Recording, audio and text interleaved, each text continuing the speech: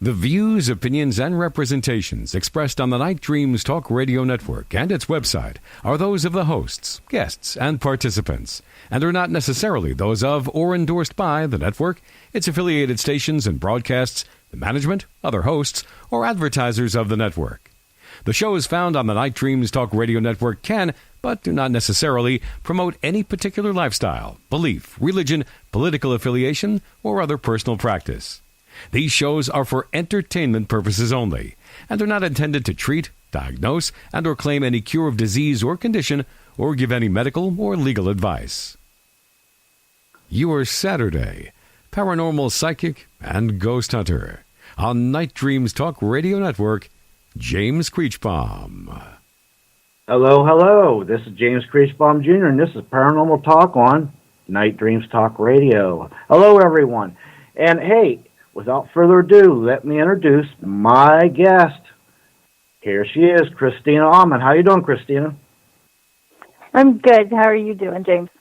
Doing real good. Much better that I've got over the technical part and we're on the air. Let's let the paranormal party begin. Hey, go ahead and give everybody just a little brief bio, a little background about yourself, and we'll go from there. Well, I'm from Colorado, lovely Longmont, Colorado. Probably one of the most haunted cities in Colorado, actually. Lived here most of my life. Started having experiences, I guess you'd call them, back when I was a child. Just having the ability to see things that were going to happen before they actually happened, and so throughout my life, that's kind of followed me around. And then in my 20s, I had an experience with a full-bodied apparition, and that really started me into my studies of the paranormal and ghost hunting, as we call it, and, doing the research and the background, getting the information. And then just last year, I've decided I've started Colorado Investigators of the Paranormal Truth, and we're going to build a team here coming in 2019, and we're going to start investigating, and we're taking a different kind of approach to the investigations with my team. So it'll be an exciting adventure. And I got to ask, you can't leave me with a cliffhanger like that. What's the different approach? Let us know. Well, throughout ghost hunting history, we've always found, there's EMF, and but now we're really into the more digital kind of ghost hunting, where we're using applications on laptops and computers, and you have the SLS cameras and full spectrum cameras and all of those things, which are wonderful little gadgets, and we absolutely adore them. But back in the day, they used reel-to-reel tape and dowsing rods and things that were more analog.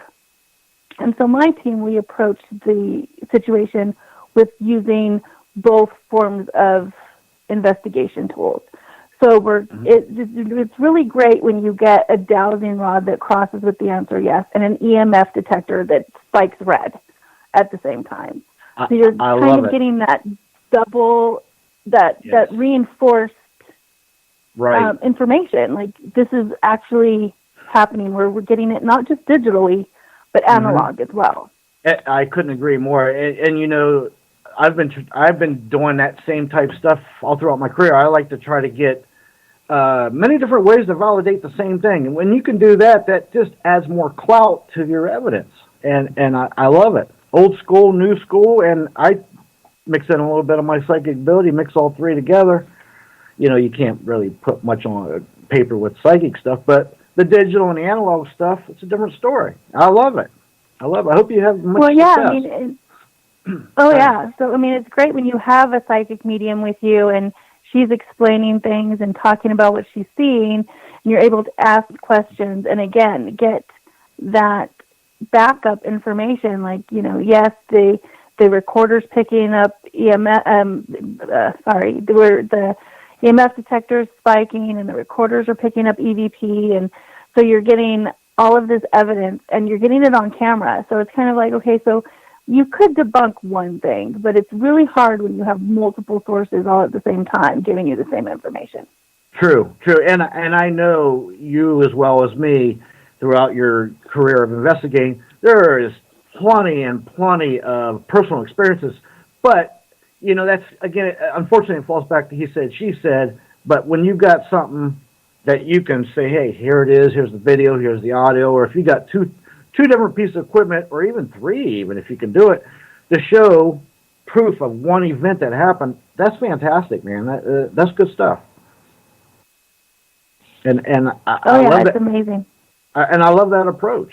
So let me ask you this: at what age did you first experience something? That'd be young. Well, when I was probably I don't know, like 6 or 7 years old when I remember my first kind of experience.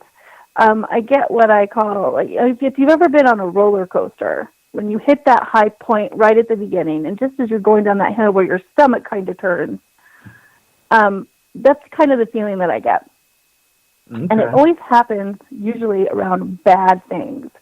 So, like, for example, when my father had his heart attack, like just an hour before it happened, I got that feeling, and I was like, okay, something's going on. There's something, the energy is vibrating differently around me for some reason. Right. So you're pretty go ahead. I'm sorry. Go ahead. Continue. Yeah, so I was probably 6 or 7 the first time I kind of had this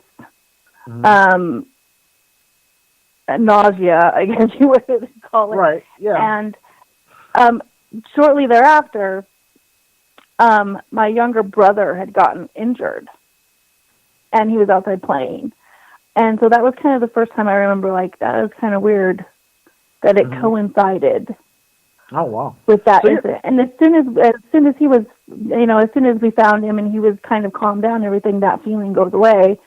And you're like, okay. So, and then, like I said, as I got older, it would happen more and more frequently.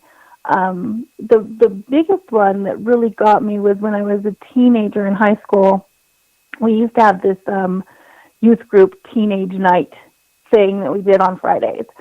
And a friend of mine had called, and she was going to come pick me up, and a bunch of us were going to get in her car, and we were going to go. She had a Jeep at the time, and we were going to go to teen night, and we'd planned all day long.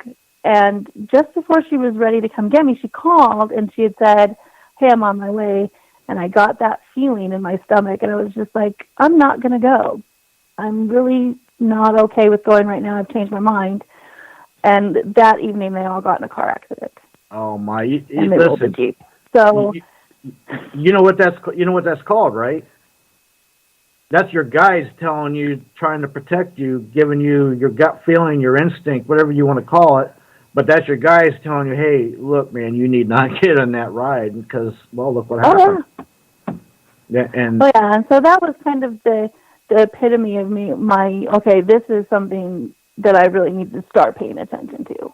Absolutely. That it's not just, fly by night kind of thing. So I've learned throughout, when I start to get that feeling, it's kind of like, okay, I need to just take a second and put energy out into the universe and say, okay, just guide me where I need to go because, exactly. I know what's coming, so just prepare me for it.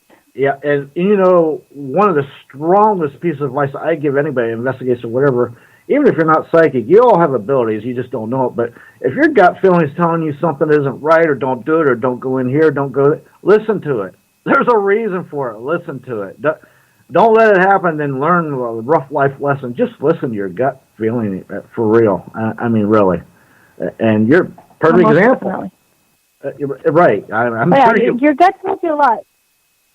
Absolutely.